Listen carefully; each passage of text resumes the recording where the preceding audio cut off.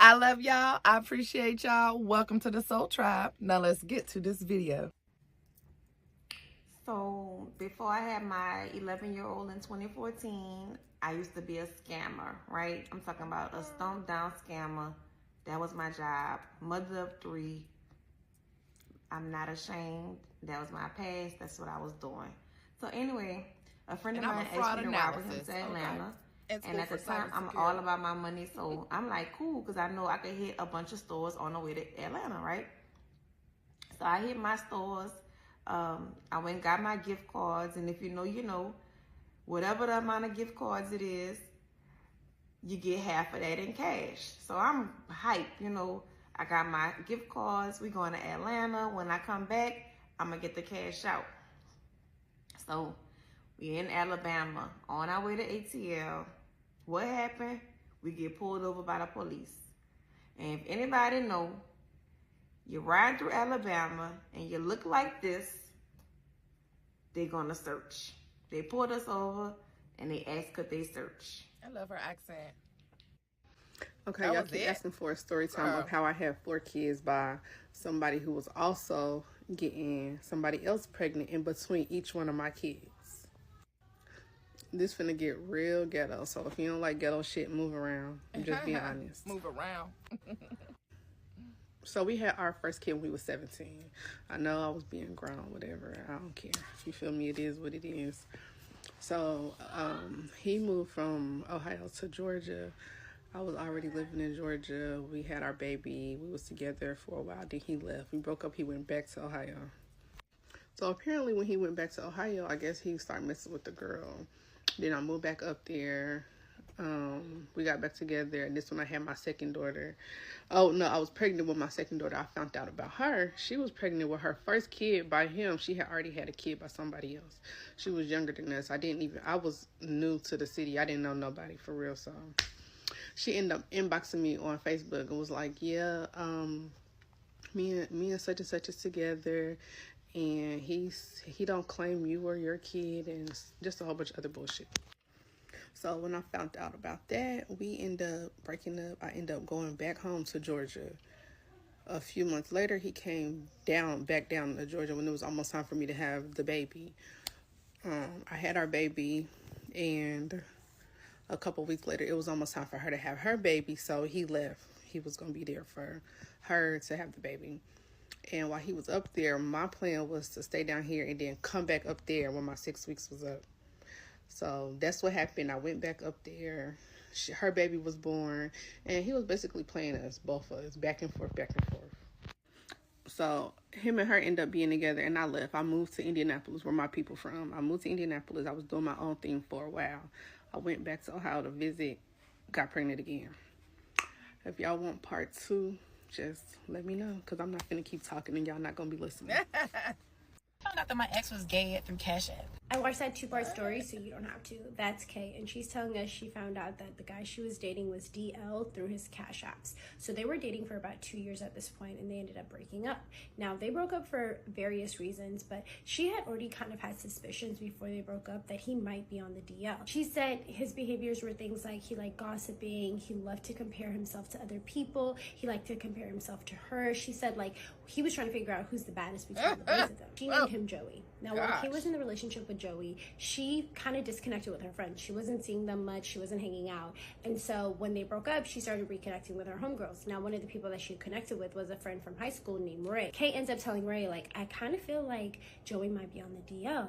And Ray looks at her and she goes, don't you remember what happened in college when that openly gay man, Peaches, came out and said that Joey got sloppy toppy from Peaches? And then Ray tells her, don't you remember when Joey finally ran into Peaches? They got into a fight over all of this. All Kay was thinking about was, you knew I was in a relationship with Joey for 2 years and you didn't tell me this information. Like, what's going on? Like, why did you keep it from me? Kay still didn't like fully believe it at this point, because she was just like, these are allegations, like there's no proof behind this. And so a few months later, her and Joey actually end up reconnecting. Now, Kay doesn't care if Joey is actually DL, if he's gay, if he's bi. That's not her issue. Her issue is that he's not being honest about it. He's not being forthcoming about it. And so when they reconnected, she was at his house one day and they both ended up getting drunk. She's laying on his bed, her eyes are closed, and she opens her eyes and she sees him on the bed, face down, ass up, and she just thought it was a really suspicious position to be in. And at that point, she started to like believe, okay, maybe he is on the deal. Now, mind you, Kay has confronted Joey in the past and asked him like, hey, you know, Ray told me this about college, like about Peaches, and immediately Joey was like, that's not true. But even though he had denied it, Kay wanted to know for herself. So when he knocked out, she decided to go through his phone. Now, while they were together, she had gone through his phone in the past, but she never found anything, right? He was really good at deleting things and keeping his phone pretty clean. It was like almost like there was nothing in there. And so when he fell asleep, she got into his phone. He still had the same password, and she went to the messages. She started putting in certain keywords and nothing really popped up. But then she noticed this one thread with this Mexican man, and all it was her ex sending him a picture. He was like smirking in the photo, and he was like laying on his bed, and he sent it to this Mexican man. That's all she saw. And so now she's like, what the hell's actually going on? So then she remembers that one of her homegirls in the past had told her like, always go to the Cash Apps. So then she decided to go to Cash App, and she saw that he had sent a few transactions to a few different people, and then she saw that he had sent $100 to somebody. When she initially looked at the profile picture, she saw a woman. So then she clicked on it, and then she realized, okay, this is a trans woman. So then she was like, let me just make sure. So she took the name, she put it into Instagram, and that same exact profile picture from Cash App showed up on Instagram. So then at this point, Kay went ahead and slid into the DMs and hit her up. So Kay did not think that this woman was going to message her back really quickly. We're going to name her TT. So the minute that Kay sent her a message, TT responded immediately before she even closed out the app. And she was just like, hey, do you know this guy named Joey? And TT was like, no, I don't know him, da-da-da-da. So then Kay was like, oh, I'm just trying to figure it out because, you know, he's my boyfriend. She lied. And I'm trying to figure it out because I see in Cash App, he's sending a bunch of women, you know, money. And I'm trying to figure out if you're one of them. So then when TT heard that Joey was sending money to a bunch of women, she was ready to sing like a bird. So then she tells Kay, yeah, I actually do know Joey. We've been talking for about 3 weeks. She's like, we didn't do, but we did mess around. And Kay's like, I don't know what messing around is. I didn't, you know, ask. And the wild part too is TT lives in New York. They don't live nowhere near New York. And so she's trying to figure out like how they hung out, but she didn't ask. She was just like, who flew to who is not my business. The conversation between TT and Kay ended with them just being like, you're cute, have a good day, bye. At this point, she feels like she has enough evidence. So she hits up Joey and she's like, hey, who's TT? And that's when Joey's like, oh, what? I don't know TT, that's nobody. So then Kay tells Joey, well, actually I went through your phone and I saw that you sent her $100. And instead of Joey addressing what she's saying, Joey's like, why would you go through my phone? Like, why are you going through my stuff? He tries to come up with this like half-ass excuse, trying to be like, oh, I sent that money for a friend, just using my Cash App, like da-da-da, just like trying to deny that he knew her. But Kay knew what she knew, and she had talked to TT, so she was just like, I'm just gonna go no contact. She didn't speak to him after that. Months later, Kay is just chilling, she's minding her own business. She gets a phone call from Joey. She's like, what the hell? So she picks up, and he's just apologizing. I'm sorry. And she's like, why are you apologizing? He's like, oh, you didn't see what happened? And she's like, no, what happened? He goes, oh, okay, never mind, and hangs up. And she's like, no, what are you apologizing for? I need to figure this out. Right. So at this point, she wasn't even living in the town that they were once living in when they all knew one another. And so she reconnected with one of her old friends and reached out and was like, hey, what's going on? Like, Joey hit me up apologizing, like, what's happening?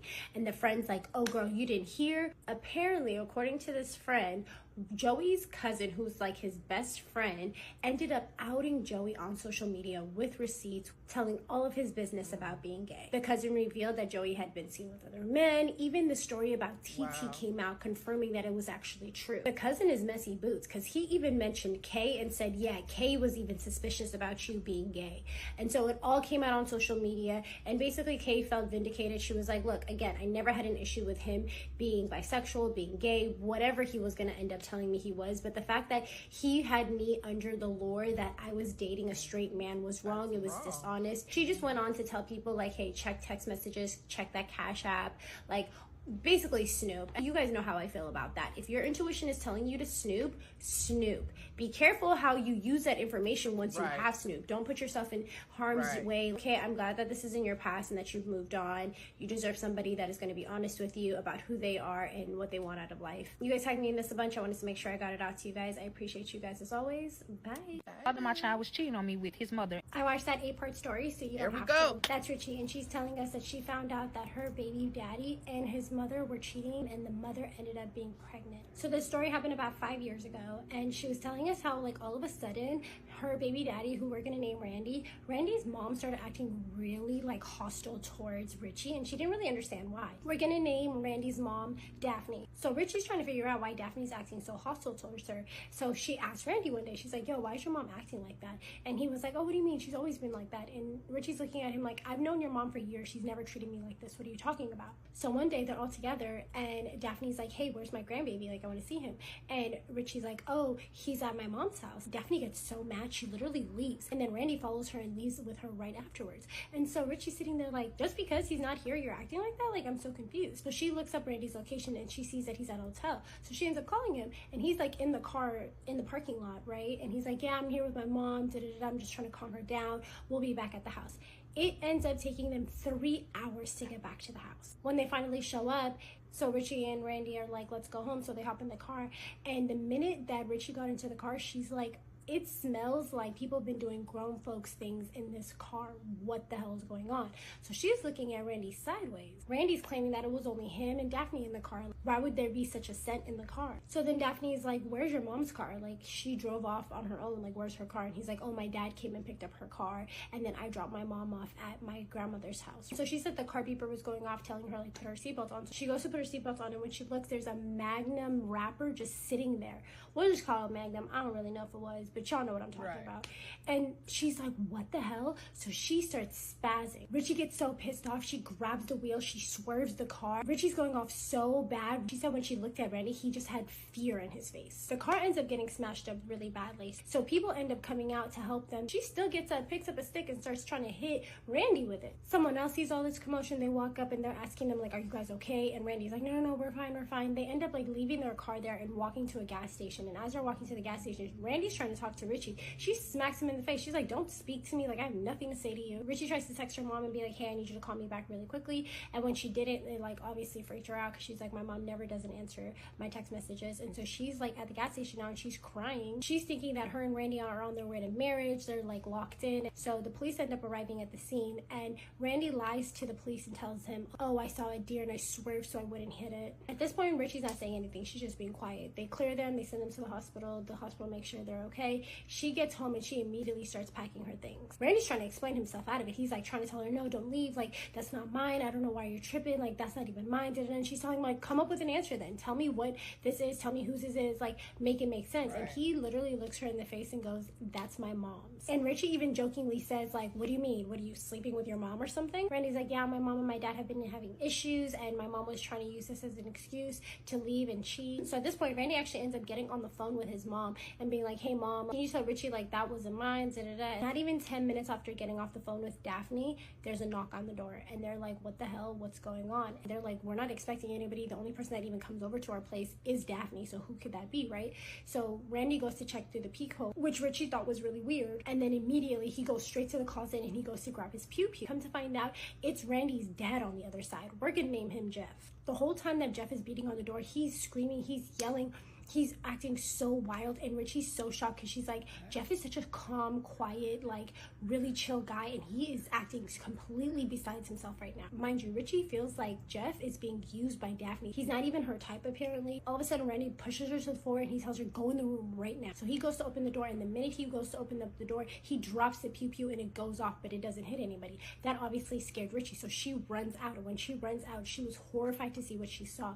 Jeff was standing there with blood all over his hand, and they were just looking at him like, what the hell? And Richie kind of foreshadows, and she tells us that what Jeff was actually thinking at this point with all that blood on his hand is that he had poked up his wife Daphne, and he's running over to Randy's house trying to come up with an alibi. And so he's walking around confused, pacing back and forth. They don't know this information yet, right? They just see all of this stuff on his hand, right? And so Randy's trying to talk to his dad, but his dad is just telling him, shut up, don't say anything. Richie also said Jeff didn't look remorseful for anything that he had done. So Richie looks at him and she's like, you know what, like, he actually loves me like a daughter. Let me use that to my advantage. So she tries to calm Jeff down and like speak to him and be like, hey, like, let me get you a rag, let me like help you clean off, like calm down. And she finally gets him to settle down, and she goes to grab him a rag. At this point, Randy gets up. The minute Randy gets up, Jeff gets pissed off all over again, and she tells him, sit down. So then Richie convinces Jeff, like, hey, let, you know, your son go grab you some water, like, it's fine. So they go into the kitchen to grab some water.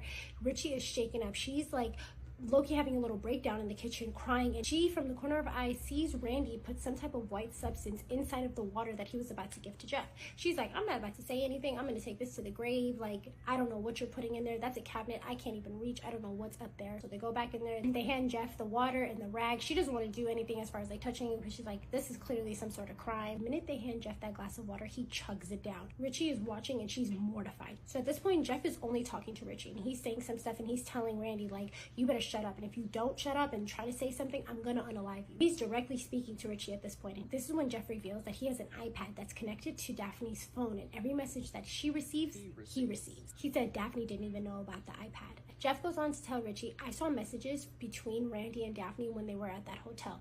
Everything they told you was a lie. He told her he was in a hotel. Whole time, like I told you guys, he was in a parking lot in the car. Daphne's telling Randy, if you don't tell what happened, I won't tell what happened between me and you. So when Jeff first saw that message, he was at work. He was extremely alarmed, right? So he decided to go to a restaurant after work and just read through all the messages. And so as he was reading, he ended up uncovering that Randy was not his biological son. He also found out that the person that is actually Randy's biological father, Daphne, is currently having an affair with him right now. Richie is so confused. She's like, what? She's so mad. And then that's when Jeff told her, yeah, when they were at the hotel, Daphne had just met up with the other man and Randy had just met up with another girl. And the whole reason that Randy showed up at the hotel in the first place was so it didn't look suspicious. When Richie FaceTimed Randy, it was after all of the escapading had happened already. Jeff was upset because he thought that the wrapper that was found in the car belonged to his son, Randy. Instead, it actually belonged to Daphne. So when Randy called Daphne and said, hey, tell Richie that this is yours, that actually blew up his mom's spot, and he basically outed his mom to his dad. So at that point, Jeff said he was at the restaurant, he went straight to the shop and he bought himself the sharpest pokey that he could find, and he went straight back to his house because he knew Daphne was home. And then Jeff starts to like rub his head and he's like, I don't feel good. He's like, let me go to the bathroom. So he walks to the bathroom. The minute he tries to get up and walk to the bathroom, he collapses.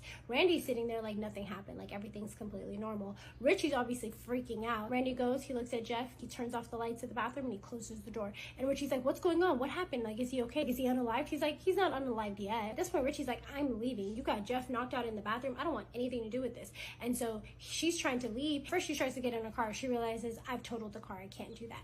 Then she's like, oh, I'll just go ahead and call an Uber. And at this point, Randy tries to pick a fight with her. When he tried to pick a fight with her, she picked up her work boot and she hit him on the head. They ended up arguing for the next 2 hours. As they're arguing, all of a sudden they hear a knock on the door. They're both looking at each other like, who could be at our door? So they go to open the door and come to find out it's the police. And they're asking, hey, have you seen Daphne? She's been reported missing. They're looking at each other like, who could have possibly reported Daphne missing? And so Randy ends up talking to them and giving them all the information.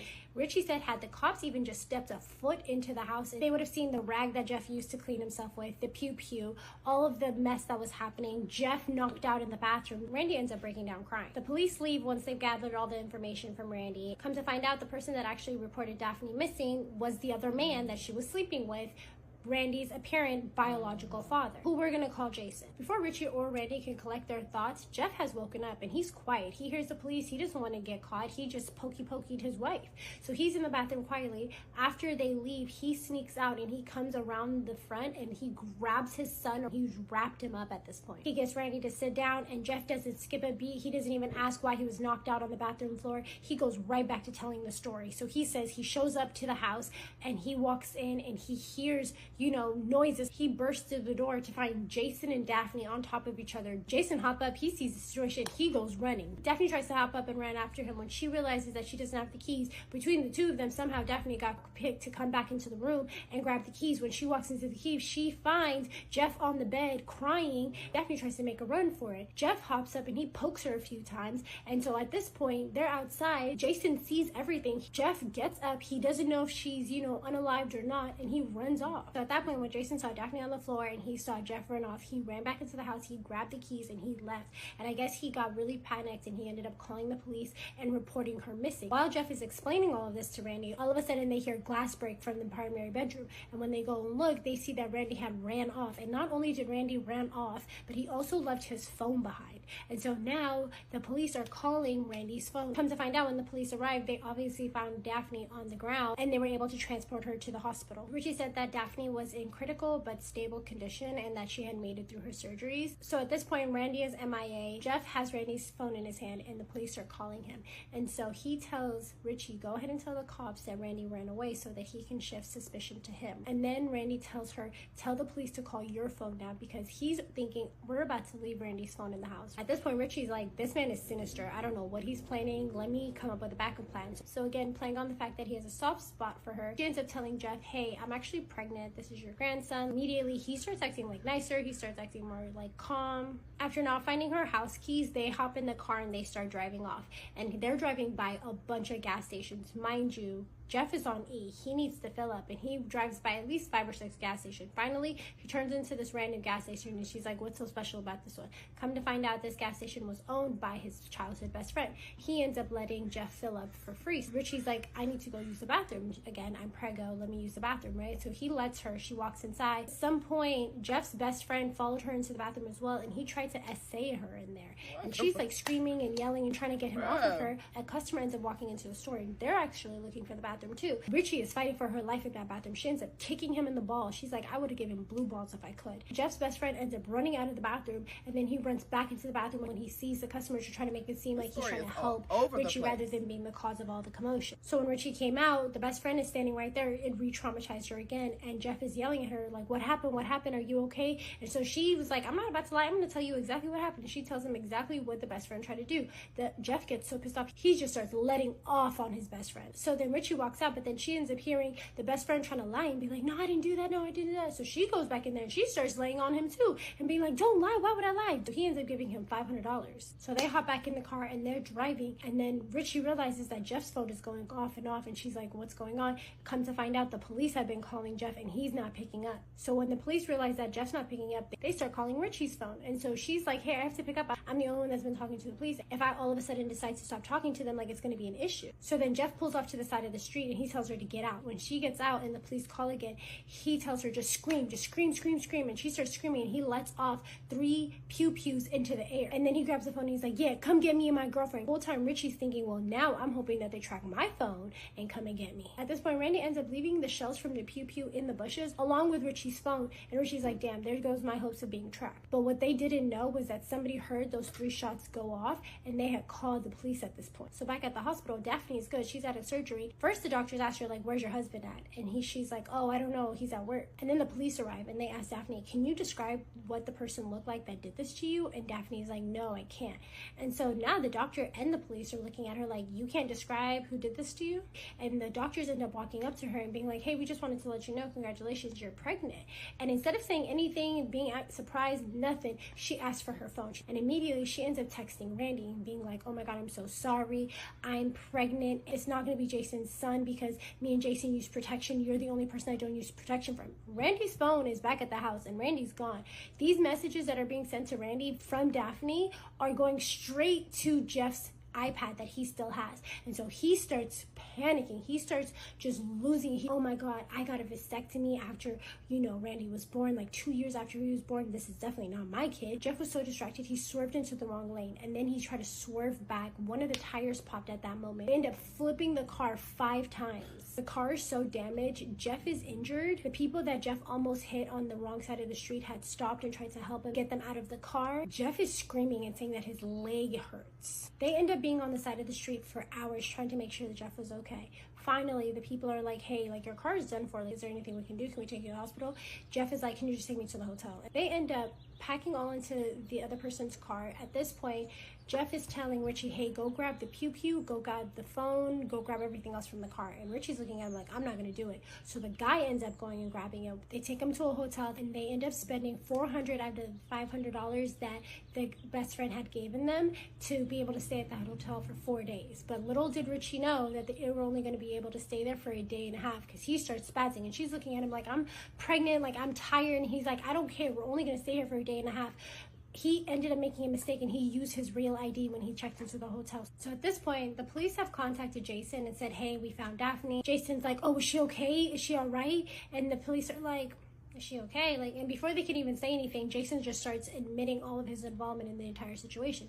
And so they tell him, hey, here's where she is. This is what hospital she's at. So immediately Jason just darts over to the hospital. And when he does that, the minute he gets to the hospital, they arrest him, right? Because the entire time what he didn't know was Daphne was at the hospital telling the police that he was the one that actually did this whole thing. Because the whole time she's just trying to cover up this whole situation she has going on with Randy. So she ends up telling the police, well, actually, I'm pregnant with my son's child. I'm carrying this child as a surrogate. So back in the hotel room with Richie and Jeff, he's telling her, like, yo, we have to go. And then she's explaining to us, I guess, the two people that they almost hit, we're just going to name them the guys. When they were in the car driving to the hotel, they ended up telling Richie and Jeff, like, oh, we don't even know. Like, we're so drunk. We don't know if, like, you swerved into us or if we almost made you crash. Like, we don't know who caused this wreck.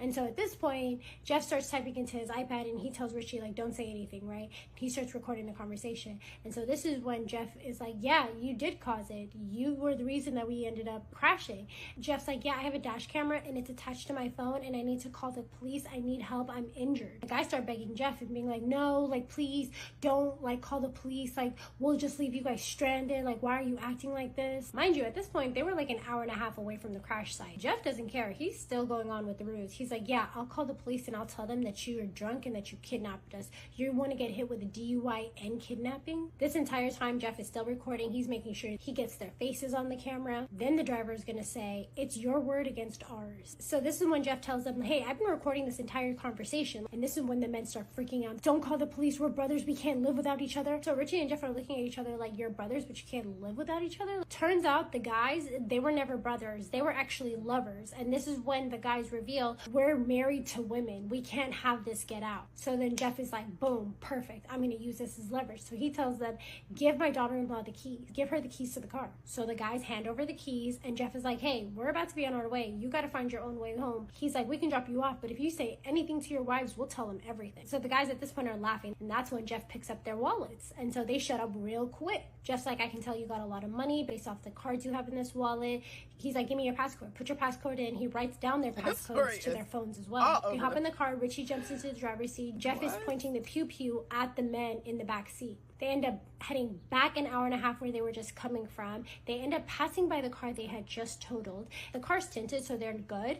But now, you know, they're trying to figure out, like, how the hell are we going to get back? Like, we can't drive by this twice. And so Jeff is trying to find another route for them to head back with, right? They finally drop off the guys. They get back to the hotel. Jeff now successfully has a car, new phones, money. Richie's looking at him like, this is not the first time this man has done this. So when they got back into the hotel room, he ends up smashing the hotel phone, and he looks at Richie. He's like, I have to take precaution. I can't let you, like, you know, rat me out. And that's why at that point he tells her, we're not staying here long. We have to leave because of all of that. The whole time Richie's like, yeah, that's cool. She's just trying to figure out how she can steal the keys and run off. But she ends up dozing off at that point. And when she wakes up, he's already awake trying to take care of his leg. And that's when this part ends, and he tells her basically, like, call Daphne right now. And Richie's looking at Jeff like, I'm not about to call Daphne. I don't have anything to say to that woman. And he's like, call Daphne right now, and the story time ends. And I want you guys to go to her page and finish out the story. I don't know how long it's going to be, but I wanted to make sure I got as much of the story that was out to you guys. Either way, though, that story is completely off the wall. I would have never expected that something as simple as finding a magnum in the car would have turned out to all of that. Moral of the story for me is never mess with a man like Randy, who's too close to his family and very enmeshed with his mother. Instead, save yourself the emotional damage and get yourself a spicy toy. Yep, I'm teaming up with Blessed to give away free spicy toys or gift cards for free toys for anyone that signs up through the link on my profile. No lying, no cheating, no police reports, just peace and guaranteed satisfaction that buzzes and doesn't betray. Make sure you get yours. You guys tag me in this a lot. I wanted to make sure I got it out to you guys. I appreciate you guys as always. Bye. Bye. What in the fuck was that? That was a lot. Like, that was a lot. And I was seeing, like, different visuals in my mind of this story. Like, just imagining, like, what? That was crazy. That was a good story, but that was a lot, honey. Oh, man. I feel bad for Richie, because everybody else is 2 thumbs down. Okay? They need to go. But you reached the end of another video. Please like, comment, and subscribe to the Soul Tribe for your weekly dose of supernatural, coming to you every Sunday and Thursdays. Y'all are my Soul Tribe Tribals with a Y, because the Y is for you, and that's because I love you so freaking much. I appreciate y'all. I appreciate your time, honey. I do not take it for granted whatsoever. If you made it this far, please leave a sunflower in the comments. I love, love, love seeing them. Lets me know who my real ones are, okay? But let me know what y'all think of these stories in the comments. This was a good show in my eyes, okay? But I love y'all. Appreciate y'all. I'm outie 5,000. Ashe. Hey y'all, it's me, the Money Professor, and everybody wants to know, what's an IUL? And I'm going to tell you. So this is you, this is your money. And on average, you take your money and you put it in the bank.